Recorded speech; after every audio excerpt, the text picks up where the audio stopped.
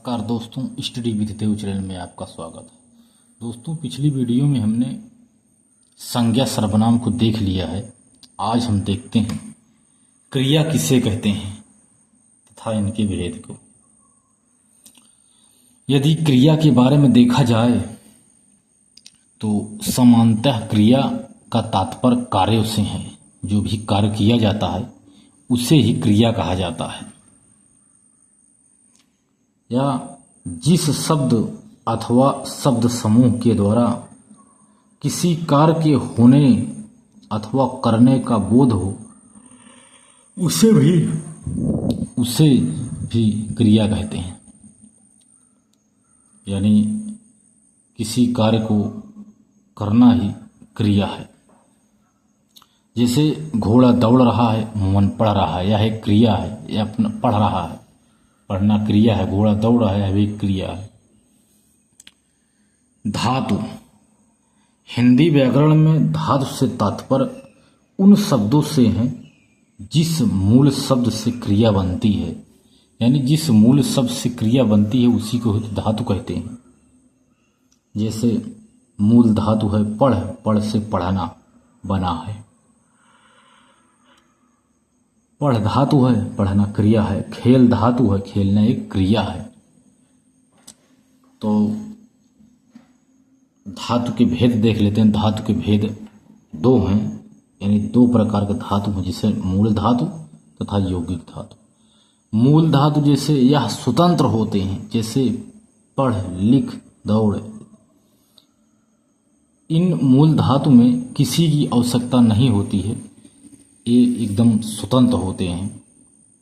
दूसरा यौगिक धातु यह स्वतंत्र नहीं होते हैं, यह किसी प्रत्यय के प्रयोग से बनती है।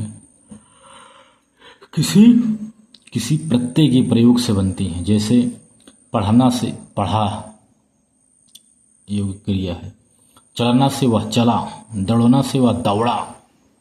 यानी एक प्रकार से यह यौगिक क्रिया है, यह स्वतंत्र नहीं है। और अब देखते हैं क्रिया। क्रिया के भेद देखते हैं। तो क्रिया के भेद को हम दो प्रकार से वर्णन करते हैं, एक कर्म की दृष्टि से, दूसरा संरचना की दृष्टि से। कर्म की दृष्टि से क्रिया के भेद दो प्रकार के हैं, लेकिन यदि द्विकर्मक को यदि इसमें सम्मिलित कर लिया जाए तो तीन हो जाते हैं, लेकिन दो ही हैं, सकर्मक क्रिया, अकर्मक क्रिया। इस दो केवल में क्रिया को इसमें नहीं जोड़ा गया है। इसके बाद देखते हैं संरचना की दृष्टि से। यदि संरचना की दृष्टि देखा जाए तो क्रिया 5 प्रकार की होती है। सामान्य क्रिया, संयुक्त क्रिया, नाम धातु क्रिया, प्रणार्थक क्रिया, पूर्णकालिक क्रिया। संरचना की दृष्टि 5 प्रकार से क्रिया का वर्णन किया गया है। इसके बाद देखते हैं दोस्तों कि सामान्य क्रिया का है। जिस वाक्य में एक क्रिया पद हो उसे ही सामान्य क्रिया कहते हैं। इसमें क्रिया का एक ही पद होता है, दूसरे की आवश्यकता नहीं होती। जैसे मैंने काम नहीं किया, सिर्फ अपने लिए कह रहा है, इसमें किसी और की कोई जरूरत नहीं है। इसी को ही सामान्य क्रिया कहते हैं। दूसरा है संयुक्त क्रिया। जो क्रिया दो या दो से अधिक धातु के मेल से बनी होती है उसी की संयुक्त क्रिया कहते हैं। संयुक्त क्रिया यानी संयुक्त क्रिया के 11 भेद हैं, जैसे आरंभ बोधक, अनुमति बोधक, निश्चय बोधक, शक्ति बोधक, समाप्ति बोधक, नित्यता बोधक, इच्छा बोधक, पुनरुक्त बोधक, अवकाश बोधक, आवश्यकता बोधक, अभ्यास बोधक। इनको ही संयुक्त क्रिया कहते हैं। जैसे आरंभ बोधक यानी घोड़ा चल पड़ा, इसका उदाहरण है, यह आरंभ बोधक है। समाप्ति बोधक मतलब है वह पढ़ चुका है या समाप्त कर दिया कार्य। अवकाश बोधक मतलब छुट्टी से संबंधित है क्रिया।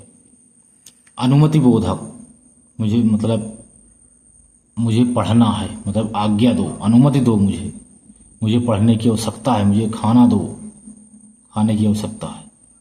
नित्यता बोधक मतलब वह चलता रहा, नित्यता है, वह बंदर पेड़ पर चढ़ता चला गया, मतलब निरंतर नित्यता बोधक है, चलता चला गया।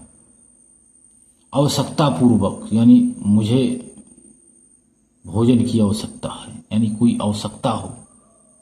निश्चय बोधक मतलब यह घोड़ा काला है, निश्चित ही काला है, निश्चय बोधक है। इच्छा बोधक मतलब इसका जैसे उदाहरण है, मुझे मैं भोजन करने का इच्छुक हूं, इसमें इच्छा बोधक है। अभ्यास बोधक मतलब बच्चे खेला करते हैं, अभ्यास कर रहे हैं। शक्ति बोधक बंदर इस डाल से उस डाल पर कूद रहा है, उसका शक्ति अपना प्रदर्शन कर रहा है। पुनरुक्त संयुक्त क्रिया यानी कोई कार्य करके पुनः प्रारंभ करना, दूसरा पुनरुक्त दूसरा करना। इसके बाद तीसरी है नाम धातु क्रिया, संज्ञा अथवा विशेषण के साथ किया, कोई भी संज्ञा हो या सर्वनाम उसके साथ क्रिया जोड़ना ही नाम धातु कहलाता है। प्रणार्थक क्रिया कर्ता स्वयं कार्य न करके किसी दूसरे को कार्य करने के लिए प्रेरित करता है, स्वयं नहीं करता है, इसी को प्रेरणार्थक क्रिया कहते हैं। जैसे लिखवाना, कटवाना आदि ये प्रेरणार्थक क्रिया है, प्रेरणा के द्वारा।